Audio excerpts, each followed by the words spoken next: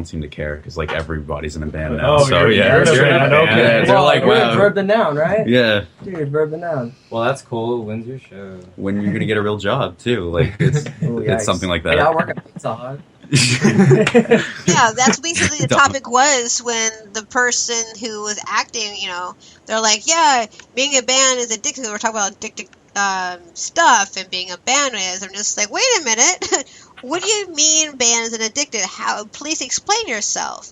They're like, well, you party all night and you're too tired to go to work to do your day job, and then you can't perform your day job. Like, well, then normally with professionals, we take the day off before the night of the gig. So that's just my perspective on it. So it kind of irked me a little bit. So that's where the topic came from. I mean, at the same time, though, music costs a lot of money, especially when you're going about it from an independent standpoint. There's a lot of money that has to go into that because, that's essentially what a label does nowadays. They give you money and they give you contacts, and you work through that through a business partner of some sort, at least to my understanding. I mean, perhaps I'm, blissfully unaware as an independent artist, but, that's just my thought on it. So how about that question from episode 1 that we were about to do? Oh yeah. Wait. Did we just did that? That's what it was. Yeah, it was. Because that was the topic for our first episode. Yeah. Okay. So the Attack of the Clones. Like, what's episode 2's question? And then we had a tribute to Star Wars last Wednesday, and so what is your guys' favorite movie, and also what do you think about the music behind the movie? I would have to say that my favorite, oddly enough, and my bandmates are probably gonna hate me for this, but my favorite one is The Phantom Menace. Oh, favorite one is The Phantom Menace because I grew up with that one, and I used to adore Jar Jar Binks. Oh, I want to. and when I lived, and whenever I would stay with my dad, I had this Jar Jar Binks cup, and I would not drink out of anything else besides my Jar Jar Binks cup. I swear. And this is like Jar Jar Binks. Beat his ass. I love Jar Jar Binks too. He's awesome. I mentioned this in the last Wednesday's episode. That there's this good online theory, and of course it's a fan theory that says that Jar Jar was actually the villain of those movies. Yeah, I saw that bit there. It was actually pretty good. It kind of turns things around for you if you think about it. You see the entire video of that. You see the way he moves, like force jumps, and you just can't trust those Jar Jar Binks' eyes. No, man. Especially with his, like I will say, since he was so, hell-bound on protecting Anakin, and obviously Lord Sidious was plotting from that entire time to, steal him, to, make him a Sith Lord, of course. So that, yeah, it makes sense, but I'm really glad that the comments on here are like, no, fuck no, because I completely agree. Jar Jar Binks happens to be the character that I detest the absolute most. Nah, man. All of Star Wars. I'm talking including Jawas. Jawas included. I don't care about those little, furry-ass midgets. You know what I mean? Jar Jar is the one I will punch in the face. And if he's a Sith Lord for that, then he did a great job in making me hate him, because he didn't even do anything fucked up. He didn't even... Sorry. He didn't do anything messed up in the movies. And yet, if you get 5 a show. He was able to do that all in the background. Impressive, but I still hate you. That's the point. That was some real trash talk straight up to Jar Jar. You know what? The actor was great. The actor was great. Say that to the character itself. Not even bad writing. It's just I personally, just his voice, man. I'm not your friend. I'm not your friend. That's a great impression. I think that you should use more of it. No. Yes. I don't want to endorse Jar Jar. Entire sentence with your Jar Jar voice. We are talking about Star Wars, which is an amazing set of movies, and we are going to fixate on the one thing about those movies that makes me want to jump off of a hotel building. That's exactly what I want you to do. Yo, wait. But there's not enough love to Darth Maul. God, Phantom Menace. I used to have his lightsaber and everything. Yeah, I feel like there should have been more Darth Maul. Yeah, really. He shouldn't have died. Or he needs to come back. Like JK, I didn't fall down. I actually had wings. That's wings, in In the cartoon they had, I think it was on Nickelodeon for a while. It was the what was it? Attack of the Clones. There's a Clone Wars cartoon, like a CGI kind of thing. They did bring him back, and he had these weird like reverse chicken robot legs. Oh, okay. I remember that. I remember that. Yeah. Yeah, it was really bizarre. Oh yeah. Okay. I think I do. Yeah, it was. Was Return of the Jedi. That was my favorite. Yeah. Yeah, I just remember when I was a kid, and I just loved them, Luke and Leia, like, going to rescue Han from Jabba's, like, slave trade, like, ship, That was my favorite scene. I just like how Nice. Skywalker walks into Jabba's palace like he just owns the place. He Yeah. just walks in like a baller, just Like, I putting like- people to sleep and Yeah. doing whatever he wants. I'm a Jedi, No, I'm just a Jedi doing Jedi stuff. This is what I'm supposed to do. This is my destiny. So. But- I'm just going. I think the most important topic about Star Wars that needs to be discussed is the fact that stormtroopers can't hit anything with their guns. They can't hit anything. Like, let's talk about payroll here for a second. Let's say that these stormtroopers are employed by the Death Star and the Galactic Empire. Let's just hypothetically say they need some type of incentive, unless they're all wire chip, which they're not, which is shown in the new episode. So I guess if we're going off of everything in Star Wars, there's some cognitive, type of moral type of thing. So obviously, in terms of being able to rationalize things and shoot things, you'd think that would be something going on. They have incentive to work, so they're getting paid. How much do you get paid to shoot that crappy? I mean, they jog and hip fire. Yeah, dude. Like Maybe they get paid by the shot. I mean, They just like it run might out not of be the by the hour. It might be like by the shot.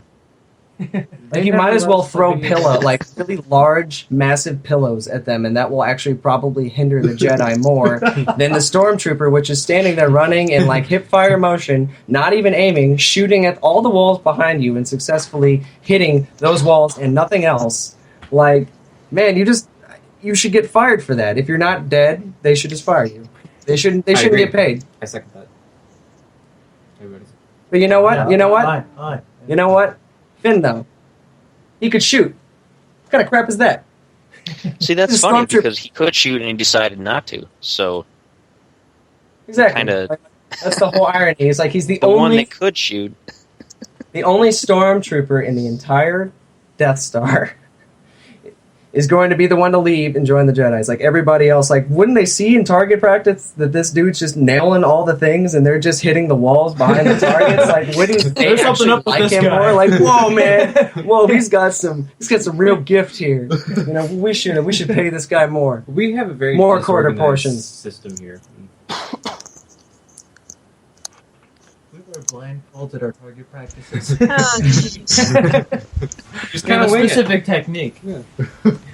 Passed down by generations. Actually. All right, so going carry on. We're going to go into another episode I had. It was 18 when we have Serial's Inception on. We have Sean on the show, and no, Sean, you're not allowed to call in this time. How do you guys promote your band, and how do you guys do it? Because everybody else promotes their band differently. So how do you guys do it? I promote my band by opening my window and just yelling it really loud, like all day. Hey, All day. listen to my music. Hey, you with the dog! Yeah, you! You like band that? on Facebook! And especially like compliment them, but really loud as yell compliment to That's them. nice They'll look shirt. at you, they'll realize it's not mean, and then boom, throw your band name out there. Hey, that's a nice sweater! Check out my band! Exactly.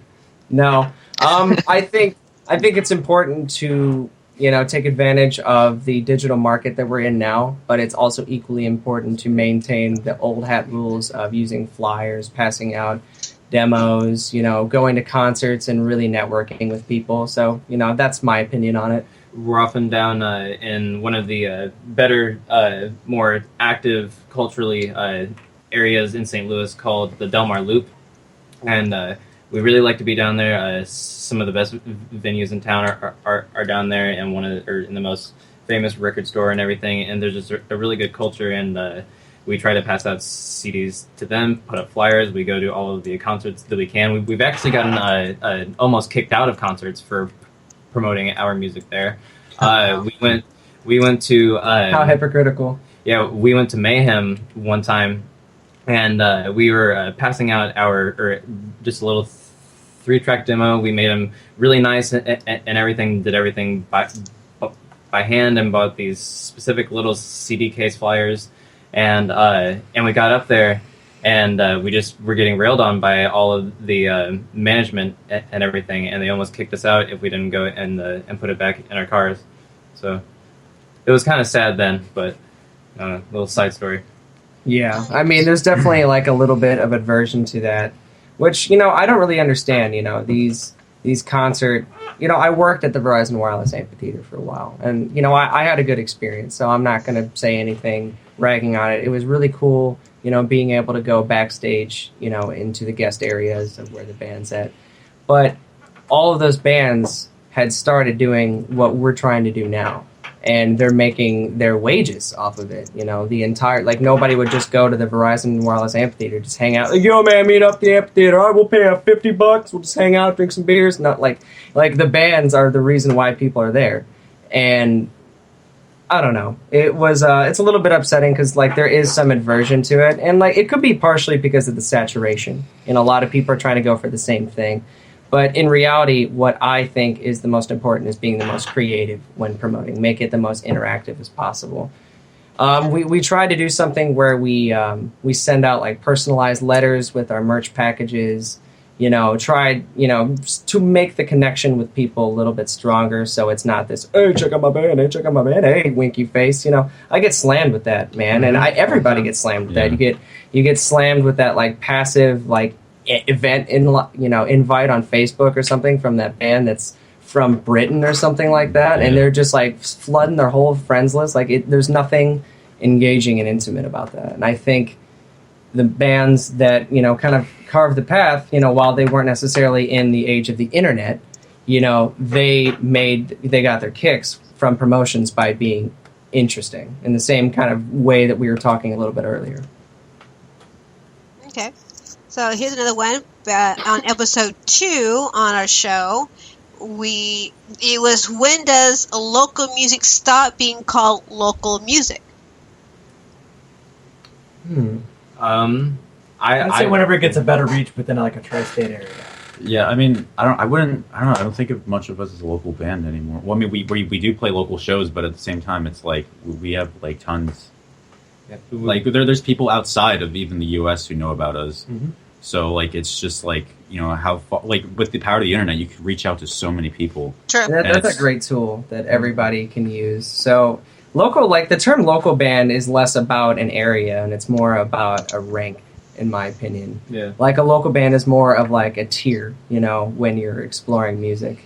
And, you can be a local band somewhere, but you can still have reach in a bunch of other places. And that's a great thing about the internet that we're really thankful for. There's people listening to this call right now, and this wouldn't be possible without the internet. And I think absolutely. That's absolutely amazing. In terms of stopping and being a local band, I don't know, guys. I would say that a first one or multi-state tour.